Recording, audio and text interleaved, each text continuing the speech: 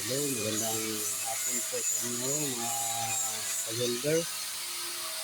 So, naipit ko lang po. Ito po yung finish namin. Stainless po to. 1.5